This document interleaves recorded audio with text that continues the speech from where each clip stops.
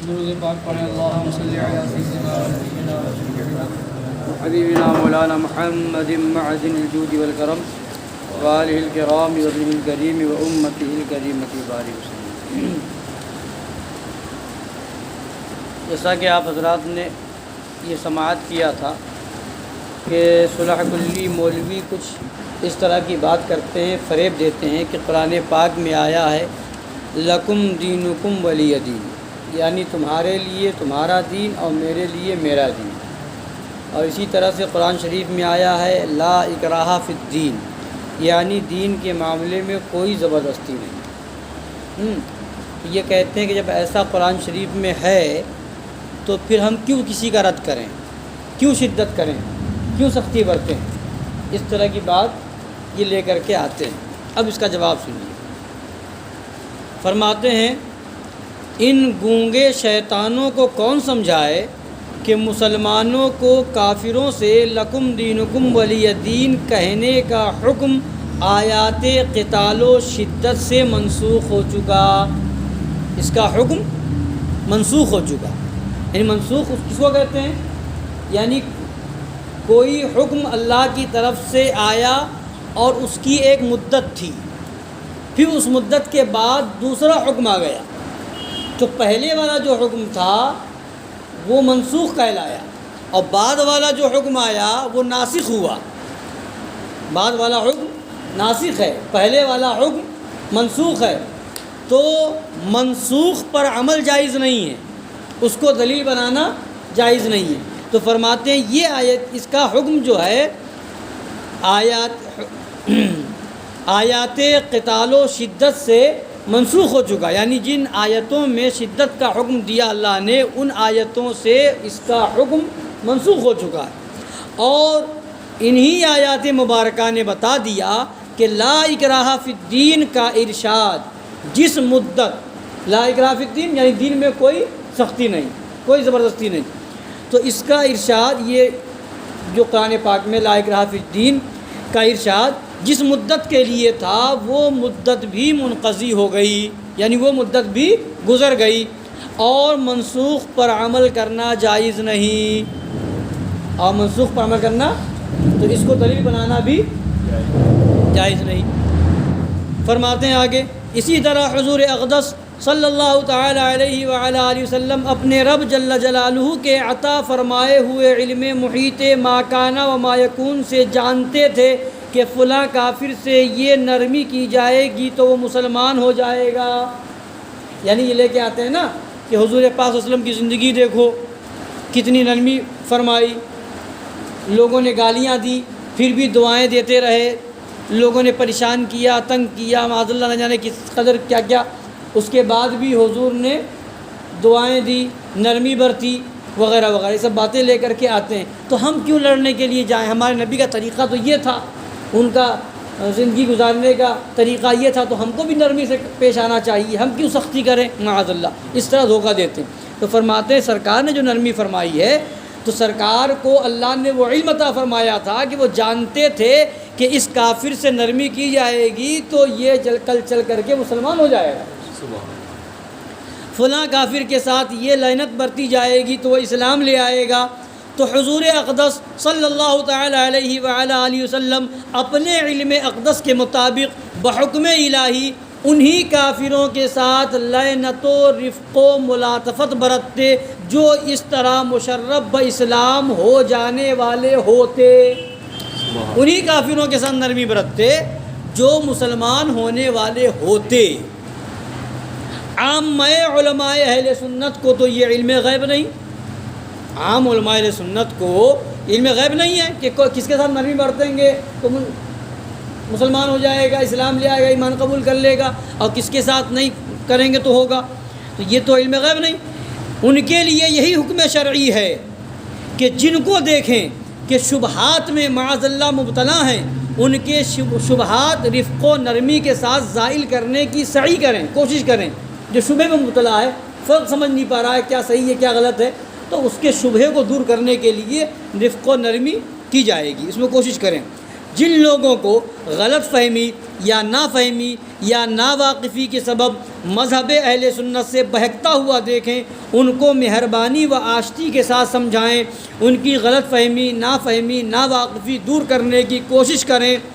اور جن بد مذہبوں، بے دینوں کو معاند اور ہٹ دھرم پائیں، ان کے کفر و ضلال پر حسب وسعت و بقدر قدرت پوری طرح شدت و غلظت کے ساتھ رد و ترد فرمائیں۔ کوئی ایسا آدمی ہے ناواقف ہے، نہیں جانتا وہابیوں کا عقیدہ کیا ہے، دیوبندیوں کا عقیدہ کیا ہے، یا شبہے میں پڑا ہے، تو اس کو نرمی سے سمجھائیں گے، اور جس کو یہ دیکھیں گے سمجھا دیا، بتا دیا، پھر بھی وہ ہٹ دھرمی پر اتارو ہے، نہیں، پھر بتا دیا، ساری خرابیاں دکھا دی، اس کے بعد بھی نہیں، پھر بھی وہ نماز پڑھتے ہیں، وہ کلمہ پڑھتے ہیں تو مسلمان، پھر ہر طرح سمجھانے کے بعد بھی وہ بد مذہبیت میں، لا دینیت میں اسی طرح سے پڑا ہوا ہو، اور جاننے کے بعد بھی اس کو صحیح مانے، تو اب فرماتے ہیں اس کا رد کیا جائے گا شدت کے ساتھ، سختی کے ساتھ۔ ان کے بد مذہب، بے دین، گمراہ، کافر ہونے، ان کے ساتھ میل جول، نشست و برخاست، کھانے پینے، بیاہ شادی، ان کے پیچھے نماز پڑھنے، ان کے جنازے پر نماز پڑھنے کے حرام و گناہوں، ناجائز ہونے کے احکام شرعیہ صاف صاف کھلے الفاظ میں لوگوں کو سنائیں، تاکہ توفیق الہی جن کی مساعدت فرمائے وہ ان کی صحبتوں میں بیٹھنے، ان کے جلسوں میں جانے سے باز آئیں۔ جن کو اللہ کی توفیق ہوگی وہ باز آ جائے گا۔ ہمارا کام یہ ہے کہ ہم حکم بتا دیں، واضح کر دیں، یہ حکم ہے شریعت کا، اور یوں اپنے پیارے دین اسلام، اپنے سچے مذہب اہل سنت کو بد مذہبی و بے دینی کے پھندوں میں پھنسنے سے بچائیں۔ عام طور پر یہ کہنا بھی حضور اقدس صلی اللہ تعالی علیہ وعلی آلہ وسلم پر افتراء ہے کہ حضور علیہ وعلی آلہ صلاۃ والسلام نے کبھی اپنے کسی دشمن کو برا نہیں کہا، حضور نے کبھی اپنے دشمن کو برا نہیں کہا، یہ کہنا بھی حضور پر افتراء ہے۔ احادیث شریفہ کی تلاوت کرنے والے بخوبی جانتے ہیں کہ حضور آقائے دو عالم صلی اللہ تعالی علیہ وعلی آلہ وسلم نے بارہا اپنے دشمنوں کے ہلاک و خراب و برباد ہونے کی پاک مبارک دعائیں اپنے چاہنے والے، اپنے ناز اٹھانے والے رب بے نیاز جل جلالہ کی بارگاہ میں عرض کی ہیں۔ بہت سی دعائیں فرمائی، مبارک دعائیں، ان کی ہلاکت کی، کافروں کے تباہ ہونے کی، برباد ہونے کی دعائیں فرمائی، اور دیکھنے والوں نے ان کے مستجاب ہونے کی قاہر تجلیاں اپنی آنکھوں سے دیکھی ہیں۔ حضرت مجدد الفسانی امام ربانی قدس سرہ الرحمانی اپنے مکتوبات جلد اول کے مکتوب نمبر 193 میں صفحہ 193 پر فرماتے ہیں، سرور دین و دنیا علیہ وعلی آلہ صلاۃ والسلام در بعض ادعیہ خود اہل شرک را بئی عبارت نفری فرمودہ اند، اللہم شتت شملہم وفرق جمعہم وخرب بنیانہم وخذہم اخذ عزیز مقتدر۔ اس طرح سے سرکار نے دعا فرمائی ہے۔ کیا فرماتے ہیں مجدد الفسانی؟ فرماتے ہیں یعنی حضور سرور دارین صلی اللہ تعالیٰ علیہ وسلم نے اپنی بعض دعاؤں میں مشرکوں پر ان الفاظ سے نفری فرمائی ہے کہ اے اللہ ان کے جتھے کو توڑ دے، ان کی جماعت کو منتشر کر دے، ان کی بنیاد کو ویران کر دے، اور ان کو عزت و قدرت والے کی پکڑ میں گرفتار فرما لے۔ یہ دعا فرمائی سرکار نے مشرکین کے بارے میں۔ کیا فرمایا؟ ان کے جتھے کو توڑ دے، ان کی جماعت کو منتشر کر دے، ان کی بنیاد کو ویران کر دے، اور ان کو عزت و قدرت والے کی پکڑ میں گرفتار فرما لے۔ تو یہ سختی نہیں ہے، یہ شدت نہیں ہے۔ تو یہ کہنا کہ ہمیشہ حضور نے نرمی فرمائی ہے اور اپنے کسی دشمن کو بھی برا نہیں کہا، تو یہ تو حضور پر افتراء ہے۔ اب آگے سنیے، اور اگر بالفرض ایسا ہی ہوا ہو، اور اگر بالفرض مان لیا جائے کہ ہمیشہ حضور نے اپنے دشمن کو کبھی برا ہی نہیں کہا، تو اگر مان لیا جائے اگر بالفرض ایسا ہی ہوا ہو، تو ہمیں قرآن عظیم بتاتا ہے کہ اللہ واحد قہار جل جلالہ اپنے محبوب جمیل صلی اللہ تعالی علیہ وعلی آلہ وسلم کے دشمنوں کو برا کہنے سے ہرگز خاموش نہ رہا۔ کہیں اپنے محبوب صلی اللہ تعالی علیہ وعلیٰ علیہ وسلم کی شان میں گستاخی کرنے والے کو ابتر کہا، ان شانئک هو الابتر، ہے نا سورہ کوثر میں۔ کہیں اپنے محبوب صلی اللہ تعالی علیہ وسلم کی تکذیب کرنے والوں کو ہر وقت ہانپنے والے کتے کے ساتھ تشبیہ دی۔ آج ہی تلاوت ہوئی، آج ہی قرآن شریف میں ہم نے تلاوت کی ہے تراویح میں، فَمَثَلُهُ كَمَثَلِ الْكَلْبِ إِن تَحْمِلْ عَلَيْهِ يَلْهَثْ أَوْ تَتْرُكْهُ يَلْهَثْ، ہانپنے والے کتے سے تشبیہ دی۔ جیسے کتا ہانپنے والا ہوتا ہے، اس سے تشبیہ کس کو دی جا رہی ہے؟ حضور کو برا کہنے والے کو قرآن میں۔ کہیں اپنے محبوب صلی اللہ تعالی علیہ وآلہ وسلم کو جھٹلانے والوں کی تمثیل کتابیں لادنے والے گدھے کے ساتھ بیان فرمائی، کمثل الحمار یحمل اسفارا، کمثل الحمار یحمل اسفارا، یعنی جس نے حضور کو جھٹلایا تو خدا فرماتا ہے اس کی مثال ایسے ہے جیسے گدھا اپنے اوپر کتابوں کا بوجھ لادے ہوئے۔ تو اس کو نبی کو جھٹلانے والے کو قرآن نے گدھا کہا ہے، ہانپنے والے کتے سے مثال دی ہے، ابتر کہا ہے۔ اب آگے سنیے، کہیں اپنے محبوب صلی اللہ تعالی علیہ وآلہ وسلم کو معاذ اللہ تبا لک سائر الیوم کہنے والے ابو لہب کی مذمت و فضیحت بیان فرمانے کے لیے پوری صورت مبارکہ تبت یدا ابی لہب نازل فرمائی۔ کہیں اپنے محبوب صلی اللہ تعالی علیہ وآلہ وسلم کو معاذ اللہ مجنوں کہنے والے کے 10 قبائح و فضائح بیان فرما دیے، 10 برائیاں بیان فرما دی، من جملہ ان کے اس کو ولد الزنا بھی فرما دیا، اس کو سور بھی بتا دیا، بعد ذالک زنیم اور سنسمہ علی الخرطوم۔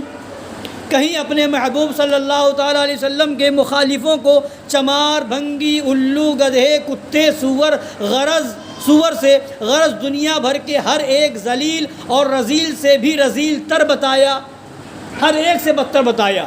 ان الذین یحادون اللہ ورسولہ اولئک فی الاذلین، سب سے بدتر بتایا، ہر ایک جانور سے بدتر، سور سے بدتر بتایا نبی کے گستاخ قرآن شریف میں۔ کہیں اپنے محبوب صلی اللہ تعالیٰ علیہ وسلم کی عزت و عظمت پر ایمان نہ لانے والے کو کنکر، پتھر، پیشاب، لید اور گوبر سے بلکہ دنیا بھر کی ہر ایک چیز سے بھی بدتر فرمایا، اولئک ہم شر البریہ، مخلوق میں سب سے بدتر۔ مخلوق میں تو مخلوق تو سب ہے نا، جانور ہے، حیوانات ہیں، بہائم ہیں، چوپائے ہیں، لید ہے، گوبر ہے، یعنی جتنی چیزیں دنیا موجود سب مخلوق ہے، اور ہر مخلوق سے بدتر